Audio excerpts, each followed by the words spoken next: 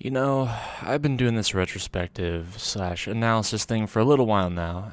Not like hyper frequent, but enough. So, you think this would have gotten a bit easier by now. Hello everyone, my name is Sen and welcome back to Crouch Block. I swear to God, I must have ADHD or something when it comes to this channel, cause I'll get so goddamn close to being done with the writing for a video and then something will feel off. I'll scrap the entire script or project because of it. And then that idea will give me an idea for another video, and then I start writing something else. It's a mess. You know, I had a nearly full script for Ethan Hawke's The Black Phone, or that I started writing for an extremely 2000s movie and never back down. Now for the bad news. It's gotta end with you looking like a bitch.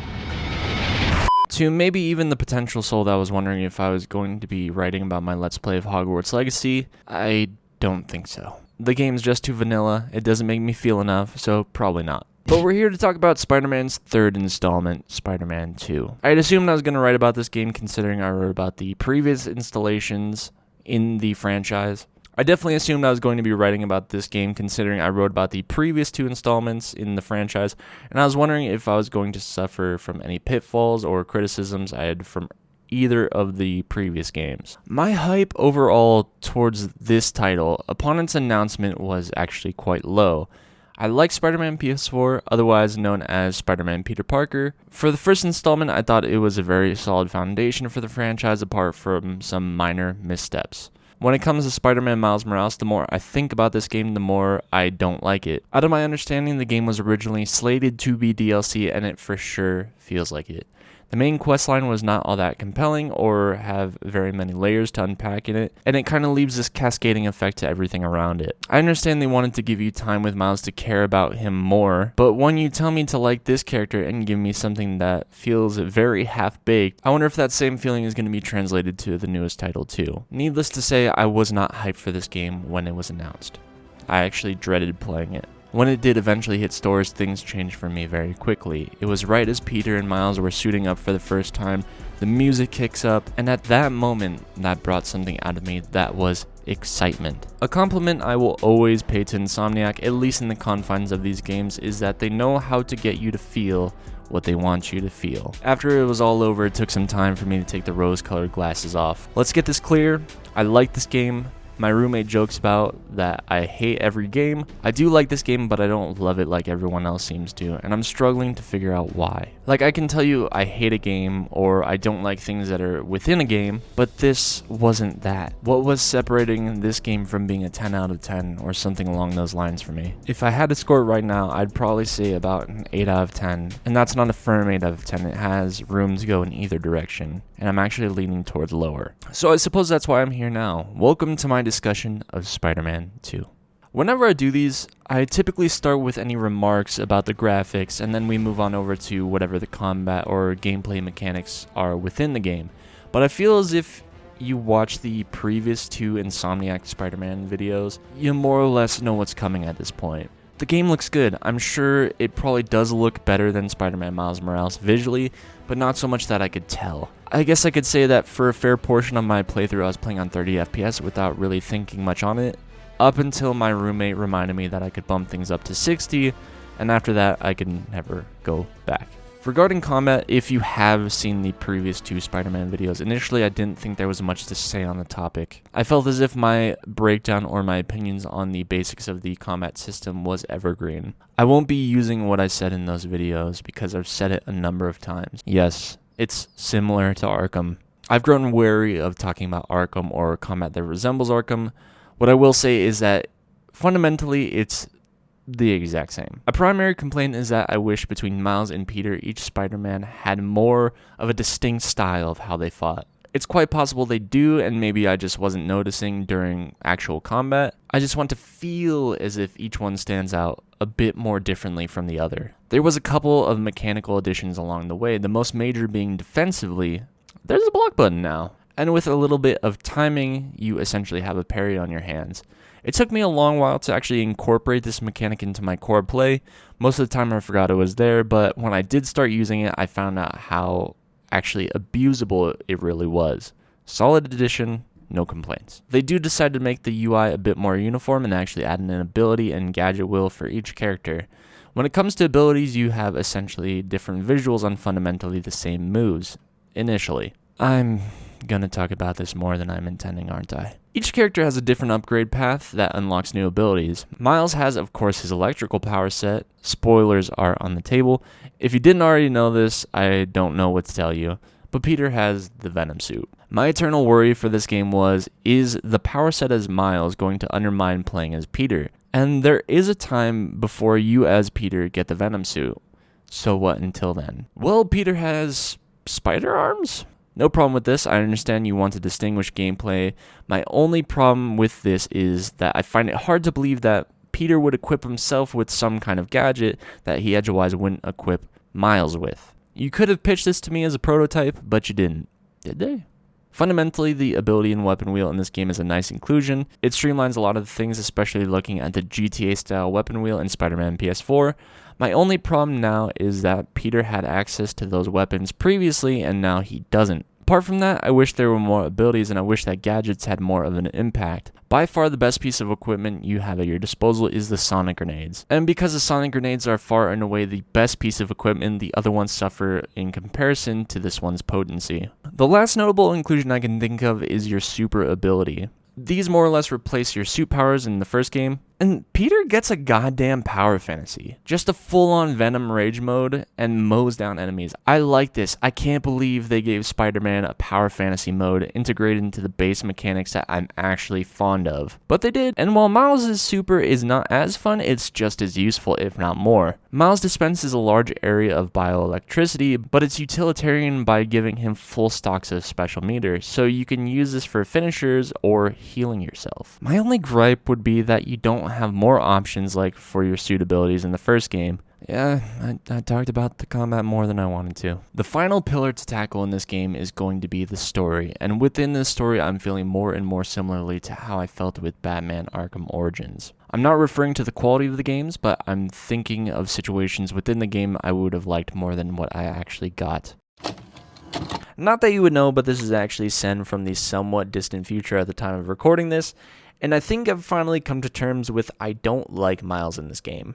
More specifically, I don't like how they use him, or in most cases don't make good use of him. He was an origin story in Spider-Man PS4, his own game was mid because it was second-hand DLC turned into a full game, and in this game it feels like all the writing is considered in the direction of Peter, and it feels as if Miles is tacked on. Everything that I say from this point forward will be reinforcing that, but I will come around at the end of the video to talk about the things that I do like in this game. But let's at least focus on what we have for now. The two primary components are Peter and Miles, and everything in this game is revolving around them. But I would more than argue that it's very weighted to the side of Peter. I'm not sure what the actual playtime balance is out to, but it feels like a 60-40, and I could have been swayed to say a 70-30. I'm going to put this out there by saying I don't think any of these games do a lot of good for Miles. Another general problem I have with the game is the side missions. Don't get me wrong, some of these side missions are pretty good, but looking at one of my favorite games, Batman Arkham Knight, the supposed side missions feel as if they have the same quality and love as the main plot line unfolding. I won't let you destroy yourself anymore. I wish I could have told you sooner. I don't want you to die, Nora. Then let me live.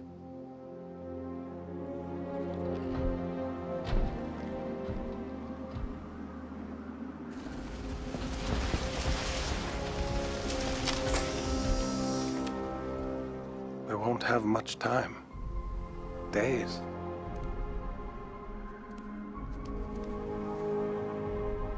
Time never has been on our side, Victor.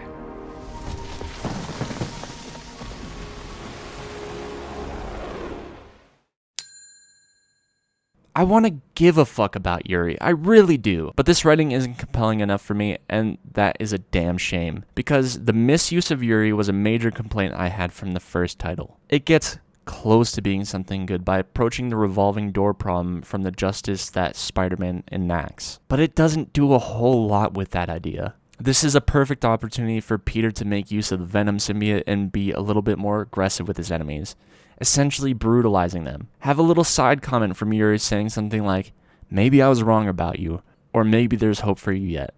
but have it get to the point where Yuri intervenes because that's just not who you are, and have it reflect on Yuri realizing that's just not who she is. This could be the first steps in Yuri walking a new path. Do we get that? No. You could say that Yuri saving Peter's life is along parallel tracks to that. Once again, I would have preferred my own idea. The real goal of this quest is not to question Spider-Man's morality or if he's doing the right thing. It's just a way to cram Carnage into the next game. The reveal of the alternate name of Cletus Cassidy was very cool in the moment, but the fact that Cletus steals a bit of the symbiote from the train feels a little strange. Because I don't know if you guys know this, Harry's dying. I think this mission should have been done as early as possible, where Harry still has a suit in this game, but I finished off this mission when Harry was slowly dying, so it felt a little out of place. And it felt even stranger that they didn't even mention a second symbiote in the main quest line. Right, enough about Yuri. What I want to focus on is what each of the main characters is unpacking during this game. Starting with Miles, the biggest thing around him is Martin Lee. I made a comment that it was a shame that Martin Lee was off the board from the events of the first game because I would have loved to see Miles hover that line of justice and brutality with him. Through the events of the main quest line with Kraven, Martin Lee escapes. I like the moment where Miles is frozen while Lee is drowning. Is this moment calling into question the whole revolving door thing I was talking about with Yuri's questline? Or is he paralyzed with fear being face to face with his father's killer for the first time? Something notable to keep in mind here is anything to do with Martin Lee's imprisonment was out of Miles' hands. But now he can do something about it. And the question is, he doesn't know what he wants to do. This is definitely where Batman comes into the equation with me. If you've ever watched Under the Red Hood, you know exactly what moment I'm talking about. You don't understand. I don't think you've ever understood. What? What, your moral code just won't allow for that?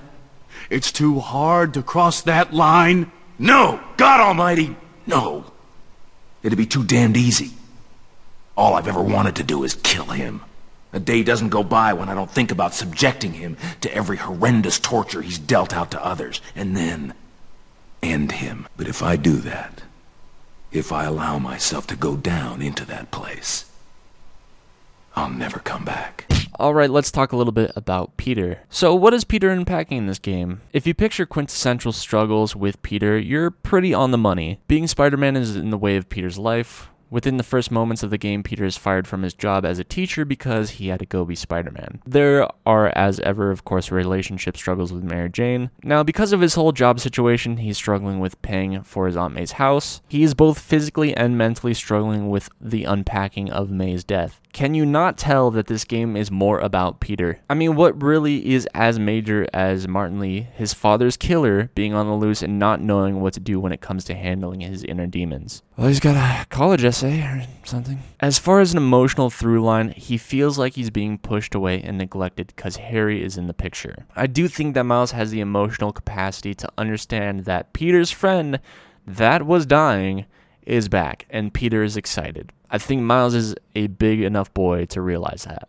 I don't think there's too much more for me to say on the topic of Miles, so I'm just going to finish up my thoughts on him now. We got some pretty decent moments between Martin Lee and Miles. Once again, I would have liked something a little bit different. I do like seeing Miles' interactions with Martin Lee and Martin Lee's eventual change, showing that change comes from within. Personally, I would have liked to seen Miles encroach that line just a little bit more. I had this image in my mind where there was a rain-soaked Miles surrounded by neon holding Martin Lee's collar, nearly brutalized, damn near to death, and him struggling to realize, what am I doing? This isn't what my father would want of me. Getting close to his demons, but being able to put them away and surmount them at the end of the story. They still do that, but I would have loved to have seen Miles lean into his darker side.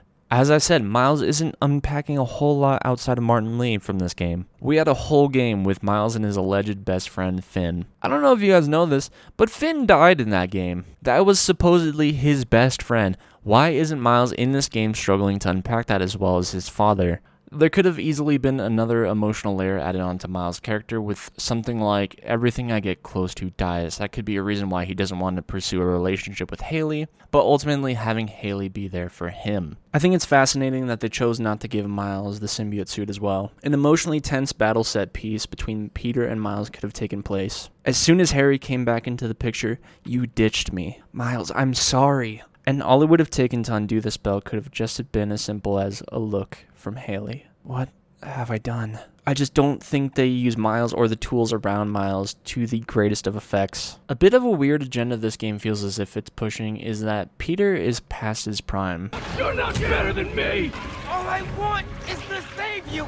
I'm the hero. I don't get sick. All I wanted was to save everyone. MJ, May. Now the city thinks that I'm the problem. You think I'm the problem? But I'm not anymore.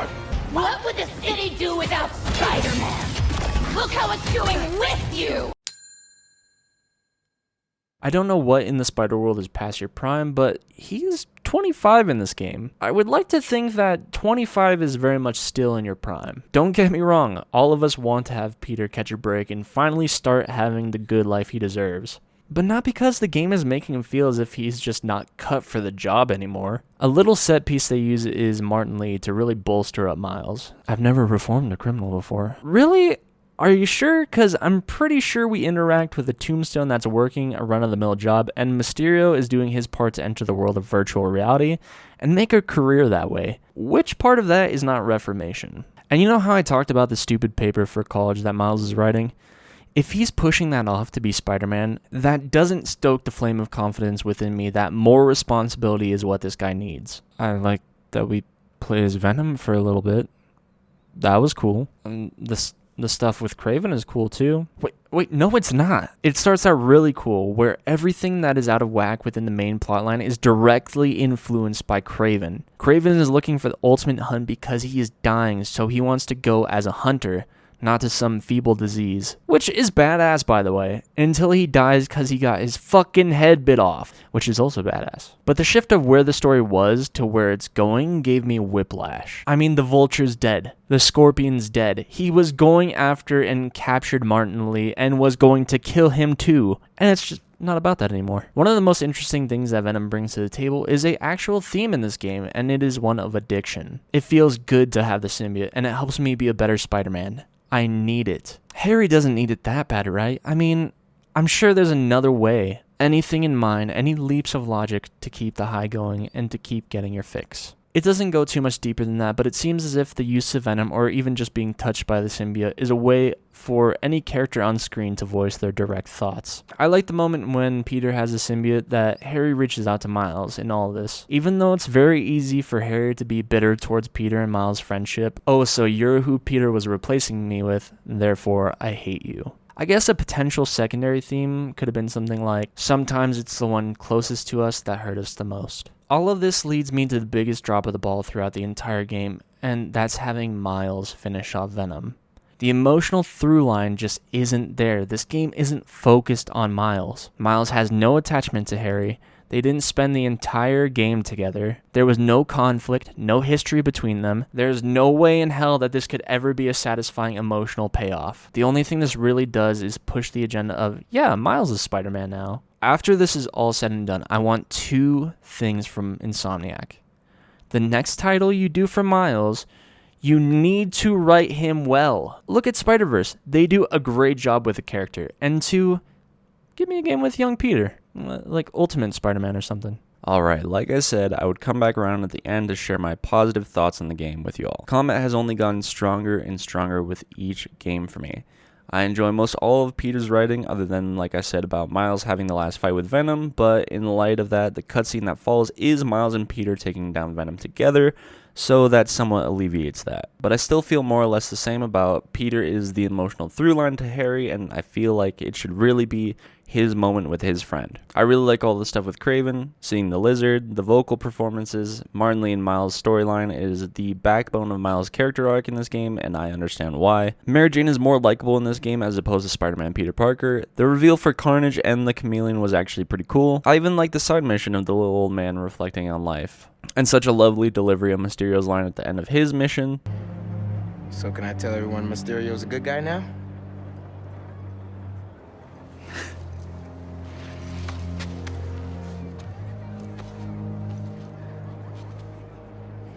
Mysterio will always be a villain.